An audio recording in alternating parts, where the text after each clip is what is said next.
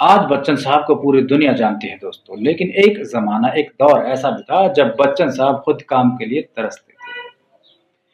ये वो दौर था जब वो उनकी स्टार्टिंग की फ़िल्में नहीं चल पा रही थी, काम मिल नहीं पा रहा था, बैक टू बैक फ्लॉप फ़िल्में उनके खाते में दर्ज हो रही थी। 7 हिंदुस्तानी फ़िल्म जब बच्चन साहब ने की थी, तो उस फ़िल्म में उनके को-एक्टर थे, जिनका नाम था अनवर। अनवर अली। अनवर अली मैं आपको बता दूं, उस जमाने के बेहतरीन कॉमेडी एक्टर कहे जाने वाले महमूद साहब के भाई अनवर अली। तो अनवर से अमिताभ बच्चन की बहुत गहरी दोस्ती उनसे हो गई। अनवर ने अमिताभ बच्चन को महमूद से मिलवाया। महमूद, यहां भी एक कनेक्शन कांग्रेस पार्टी का था। महमूद साहब का बहुत अच्छा रिलेशन था उस टाइम पे कांग्रेस पार्टी से। तो इस तरीके से बच्चन साहब और महमूद साहब भी बहुत अच्छे गहरे मित्र बन गए। यहां तक कि महमूद तो अमिताभ बच्चन को अपना बेटा मानने लगे थे।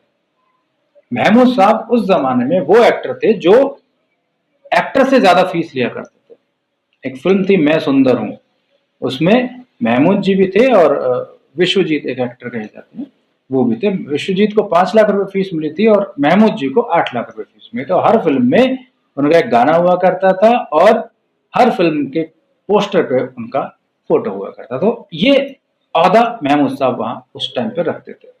तो उन्होंने अमिताभ बच्चन को स्ट्रगल करने में बहुत ज्यादा मदद की, यहां तक कि उन्हें एक गाड़ी भी दी थी और एक फ्लैट, जिस फ्लैट में अनवर उनके भाई रहते थे, उस फ्लैट में रहने की अनुमति दी। और अमिताभ बच्चन एक बेटे की तरह उनकी हर चीजों का इस्तेमाल उस जमाने में किया करते थे जब वो उनके फ्लैट में रहा करते थे। तो महमूद साहब ने फिल्मों के लिए अमिताभ को रेकमेंड करना शुरू कर दिया। आपने आनंद फिल्म देखी होगी, आनंद फिल्म रिकमेंडेशन महमूद साहब की रिकमेंडेशन से मिली थी। यहां तक कि महमूद साहब ने अमिताभ बच्चन को बॉम्बे टू गोवा फिल्म में एज अ लीड, मुख्य भूमिका में पहली बार काम दिया था। इससे पहले दोस्तों जितनी भी फिल्म अमिताभ बच्चन साहब ने की थी उसमें उनको सहायक रोल ही मिला करते थे, लेकिन बॉम्बे टू गोवा जो महमूद साहब ने बनाई थी वो पहली फिल्म थी अमिताभ बच्चन की जिसमें उन्हें as a main lead actor काम करने का मौका मिला।